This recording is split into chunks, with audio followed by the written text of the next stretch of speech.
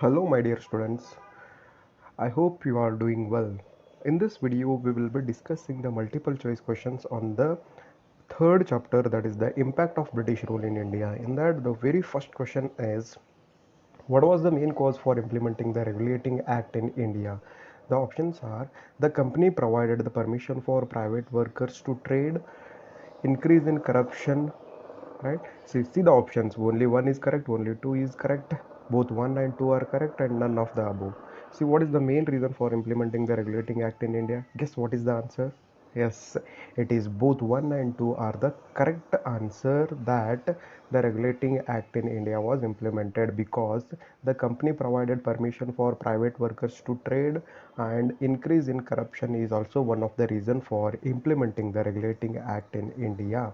The next question is, who implemented the Regulating Act in India? Whether it is Government of England, Government of India, Government of India, Indian Mysore Kings, Mughals. Guess what is the answer? Yes, it is Government of England implemented the Regulating Act in India. The next question is, the year of Regulating Act in India is 1773, 1873, 1857, 1757. Yes, what is the answer? Yes, it is in the 1773 the Regulating Act in India was implemented. The next question is, who opened Fort William College in Calcutta? Whether it is Lord Cornwallis, Robert Clive, Dalhousie, James Thompson. Guess what is the answer?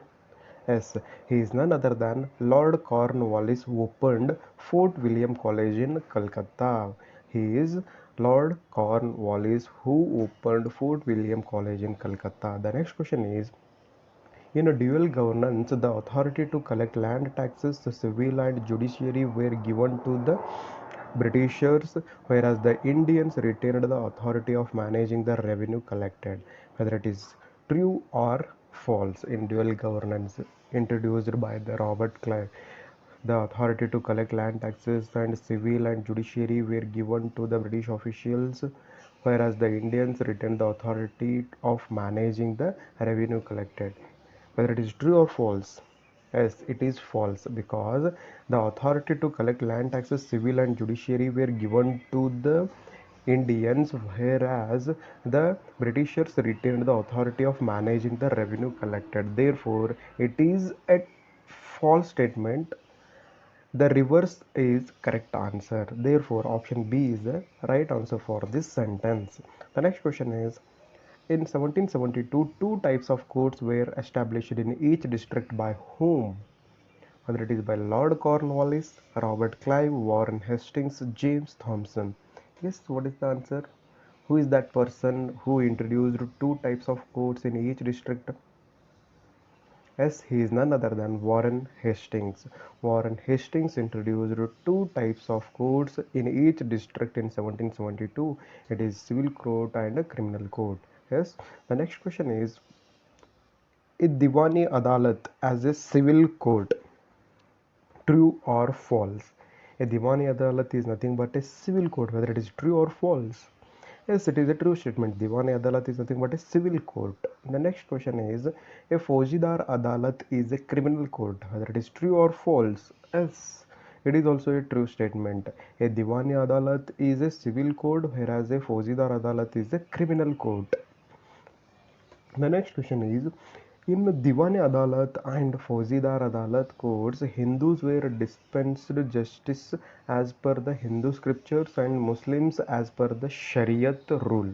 Whether it is a true statement or false statement, as it is a true statement. There is no unity, there is no uniform civil code at that time.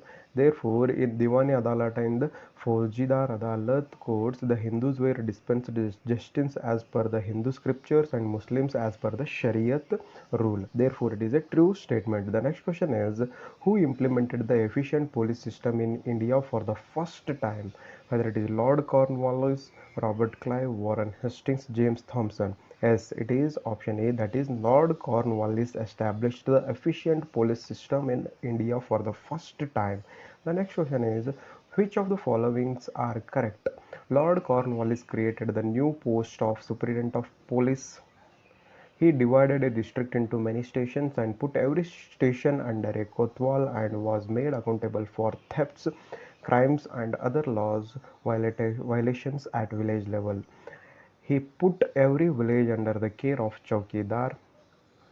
See the options, only 1 and 2 are correct, only 2 and 3 are correct, only 1 and 3 are correct, all 1, 2 and 3 are correct. Guess what is the answer?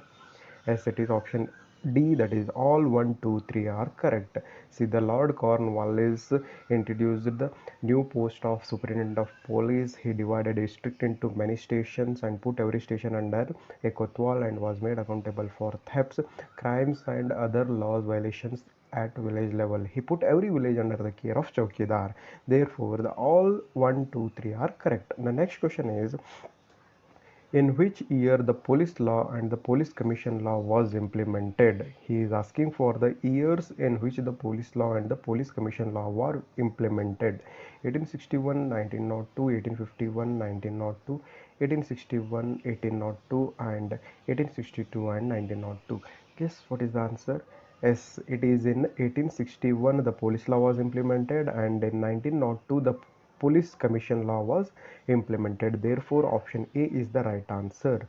The next question is, see here, in 1861, this law, that is the police law, is the base for good law and order administration, but Indians were not appointed for the post of officers. Very unfortunate. And in 1902, which allowed the appointment of suitable educational qualification for the post of police officers. Here, police were not at all allowed. Here, in this police commission law, the qualified Indians were allowed. That is the speciality of these two laws, that is in 1861 and 1902. Please try to remember these years. The next question is, based on whose recommendations the military system was redesigned in India by Britishers? Whether it is by Lord Cornwallis recommendations, Robert Clive recommendations, Warren Hastings recommendation, whether it is Peel recommendations. Guess what is the answer? As based on Peel's recommendation, option D is the right answer. The military system was redesigned in India by Britishers. The next question is, why East India Company implemented many new land tax policies in Bengal provinces? Because it had to pay 4 lakh pounds to the British government for its control over the Bengal province, because to maintain its army, because to develop the Bengal province, none of the above. See, this is the question is, why East India Company implemented many new land tax policies in Bengal provinces? Guess what is the answer? Yes, because Bengal province had to pay 4 lakh pounds to the British government for its control over the Bengal province. Therefore, it implemented many new land taxes in Bengal provinces like Jamindari system, Mahalwari system, Rohitwari system. Therefore, this is the main reason for that. Therefore, option A is the right answer. The next question is, what is permanent Jamindar system? Permanent Jamindar system. It is a land tax policy, it is a military policy, it is a farmer welfare policy. D, none of the above.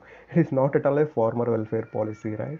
So therefore, it is obviously a land tax policy. Therefore, option A is the right answer. The next question is,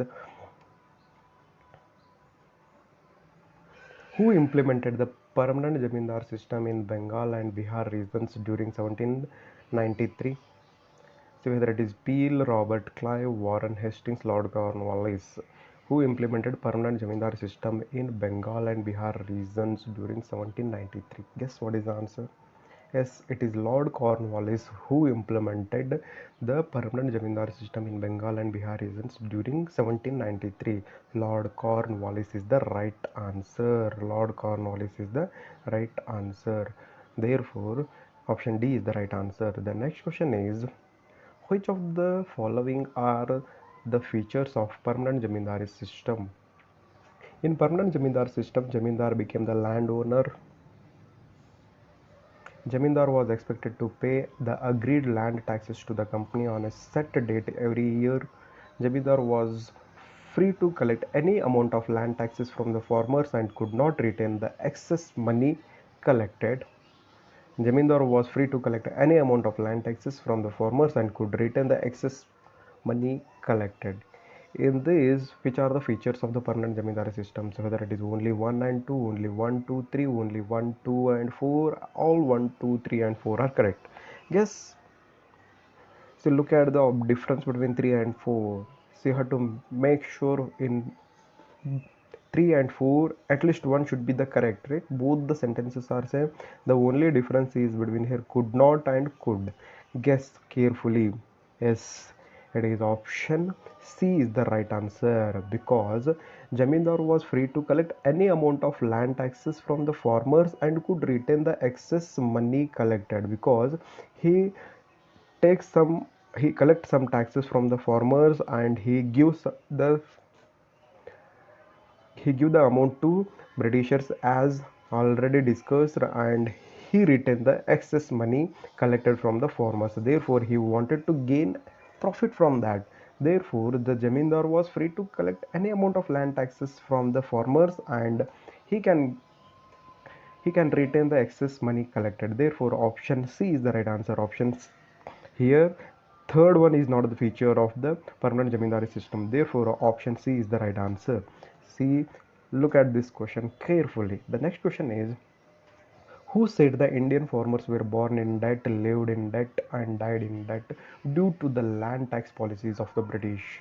Whether it is Robert Clive, Charles Metcalfe, Warren Hastings, Lord Cornwallis. Yes, it is none other than the historian, the Charles Metcalfe, who said that Indian farmers were born in debt, lived in debt, and died in debt due to the land tax policies of the Britishers. The next question is, if the Jamindar was unable to collect land taxes due to floods and famine and pay the company, the ownership of the lands was taken away by the company. Whether it is true? If the Jamindar was unable to collect land taxes due to floods and famine and pay the company, the ownership of the lands was not taken by the company.